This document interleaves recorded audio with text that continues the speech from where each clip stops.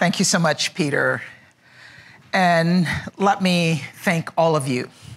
I really deeply appreciate the UN Foundation's support in putting this event together, but all of you here present in this room is what really makes my job so interesting.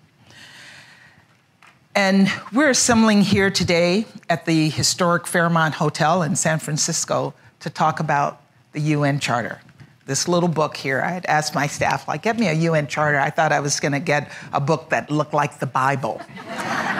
Leather bound with signatures. This was the best we could do, but the words are the most important thing in this charter.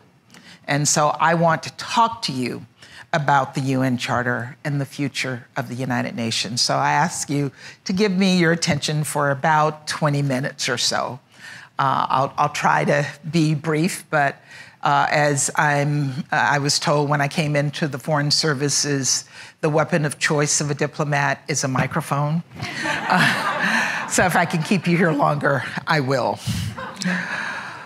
On April 25th, 1945, the United Nations Conference on International Organizations convened here in San Francisco. Delegates from 50 nations assembled right here at the Fairmont. 2,500 radio commentators, photographers, newspaper reporters, and observers from think tanks, academia, NGOs, philanthropic organizations descended on this very spot. One thing they didn't have in 1945, a live stream. So I thank all of you who are joining us virtually as well. So this city was buzzing, as was the world. The course of history was about to be changed forever. The first speaker of the day was President Harry Truman, who cabled in from the White House. With the world reeling from the horrors of Second World War, President Truman opened by telling the delegates that, and I quote, and let me make sure I can see it, "At no time in history has there been a more important conference or more necessary meeting than this one in San Francisco." He then outlined their collective goal. This conference, he said, will devote its energies and its labors exclusively to the single problem of setting up the essential organization to keep the peace. You are to write the fundamental charter. And so they did. The delegates wrote, they negotiated, drafts were torn up literally. Sounds like what we do every day in the UN. And at several points, it looked like the UN was going to fail before it even existed. But knowing the alternative, the destruction and horrors of aggression and war, the delegates came together and agreed on the Charter of the United Nations. The charter that they devised made its purposes and principles clear in its first chapter. The fundamental purpose was to maintain international peace and security, forge international cooperation on humanitarian, economic, and social issues, and advance human rights. And its fundamental principles were and remain sovereign equality, settling international disputes by peaceful means, refraining from the threat of the use of force, and respecting equal rights and self-determination of peoples. The Charter and the institutions it set into motion have brought on an extraordinary amount of peace, security, and prosperity for the world. They have not been perfect, of course. Wars have still started, and at times deadlock has prevented progress and human suffering persisted. And the United Nations as an institution has struggled with management, weaknesses, and bias. But at the same time, the UN has had enormous success in realizing the vision of its charter. Together, we adopted the Universal Declaration of Human Rights. Together, we have curtailed nuclear proliferation. Together, we have sent UN peacekeepers to protect civilians and stop mass atrocities in some of the world's deadliest conflicts. Together, we have forged peace through negotiation and mediation. Together, we have lifted over 1 billion people out of poverty. And together, we provided humanitarian aid to those in need on a scale no single country could come close to doing alone. And perhaps most importantly, while the UN has failed to prevent every war, it has succeeded in preventing world wars. It has been able to, thank you. It has been able to, in Truman's words, provide sensible machinery for the settlement of disputes among nations.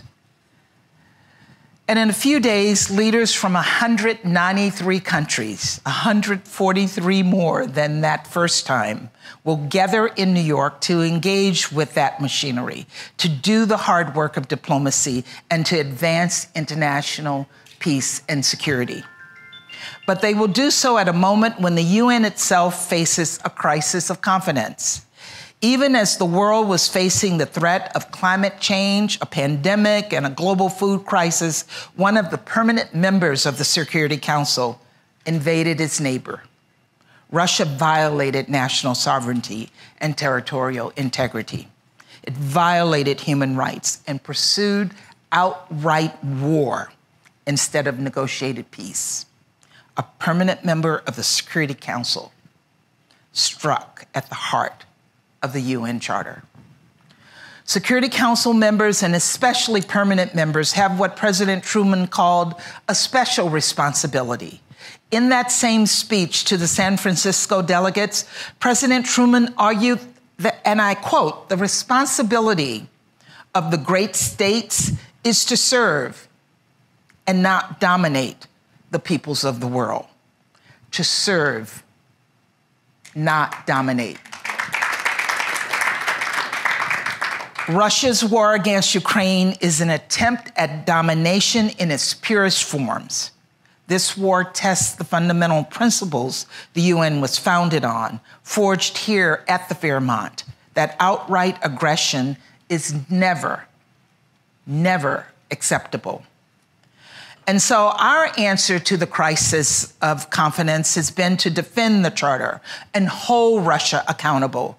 We've done this in the Security Council by continuing to shine a spotlight on Russia's actions. We brought evidence to the Security Council that Russia would invade.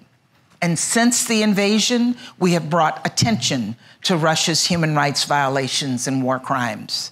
And just yesterday, we highlighted the so-called filtration operations in the Security Council and outlined in explicit terms how these operations are horrific and could constitute war crimes. In the General Assembly, we held Russia accountable to the international community. We held a vote where 141 countries condemned Russia's invasion of Ukraine. Outside of the UN, we have built a broad coalition to impose severe costs on Russia for all of its actions and taken extraordinary steps to help a fellow member state defend itself as outlined in the Charter, and rallied many others to do the same. Some say this is a Cold War, that they don't want to take sides, that this is between Ukraine and Russia or the United States and Russia. That is simply not right. This is not a new Cold War. This is not about a few countries. This involves all of us. This is about defending the UN Charter. This is about peace for the next generation. This is about protecting the UN's principles. It is about serving, not dominating the peoples of the world. Some have asked if we are committed to these principles. Will we use the UN Charter when it serves us and then abandon it when it does not? To answer this question and to demonstrate our own sincerity and ironclad commitment to the UN Charter, today I'm proud to announce that the United States will subscribe to 6 clear principles for responsible behavior for Security Council members. These are standards that we're setting for ourselves and that we welcome all to hold us to. We've not always lived up to them in the past, but we're committing to them going forward. We also believe these would be the right standards for all other Security Council members to commit to, especially the permanent members. So first and foremost, we pledge to defend and act strictly in accordance with the UN Charter. No council member can claim a perfect record on this over the last 8 decades, but this exceptional moment calls for a renewed leadership in the Charter's defense. We will aim to strengthen the UN's membership's faith and adherence to the UN Charter, not only in the Security Council, but throughout our actions in the UN and even in our national policies. Second, we will engage pragmatically with all council members to address threats to international peace and security. Bilateral disputes must never be an excuse for obstructing the council's mandate or foregoing one's responsibilities. For example, as much as we disagree with China on a host of issues, we still need to work together to make progress on climate change. Third, we will refrain from the use of the veto except in rare, extraordinary situations. In particular, any permanent member that exercises the veto to defend its own acts of aggression loses moral authority and should be held accountable. And I will note that since 2009, Russia has cast 26 vetoes, 12 of which were joined by China, while the US has only used the veto 4 times. Fourth, we will demonstrate leadership in defending human rights and fundamental freedoms. As defenders of the Charter and international law, Security Council members ought to be global leaders in upholding human rights, both at home and abroad. And we should use our positions in the Security Council within the scope of its mandate to do the same. The UN High Commission for Human Rights report on Xinjiang offers a clear example of a permanent member of the Security Council egregiously violating human rights in its domestic policies, exactly the kind of behavior that undermines the Council and the Charter, and we have to call it out. Fifth, we will enhance cooperation, inclusivity, and transparency. The mandate of the Security Council was bestowed upon its members by the full UN membership. The Council carries out that mandate on its behalf. So Council members should engage frequently and substantively with the General Assembly, with UN bodies, with relevant regional groups, and with a cross-section of UN member states. Thank you. And sixth, and finally, we will advance efforts to reform the Security Council. That includes efforts like our co-sponsorship of the veto resolution that asks permanent members to explain their vetoes to the General Assembly. The Security Council should also better reflect the current global realities and incorporate more geographically diverse perspectives. We should not defend an unsustainable and outdated status quo. Instead, we must demonstrate flexibility and willingness to compromise in the name of greater credibility and legitimacy. We should forge consensus around sensible and credible proposals to expand Security Council membership. During this month's General Assembly, President Biden, Secretary Blinken, and I plan to consult broadly on our individual and collective responsibilities under the UN Charter, including critical questions around reform of the Security Council and other UN organs. You can expect to hear more from us on this issue. Of course, committing to the UN Charter goes beyond our permanent member status and even beyond the Security Council. From humanitarian aid to human development, to nuclear nonproliferation, to counterterrorism, to conflict prevention, the core work of the United Nations is needed as much now as ever. And that is why we are the largest contributor to the UN system. In 2020, we contributed $11.6 billion compared to only $2 billion from China and a little over $500 million from Russia. We also strongly support and encourage the Secretary General to use his good offices for much needed conflict mediation and preventive diplomacy. And in all of this work, we must put human rights at the core.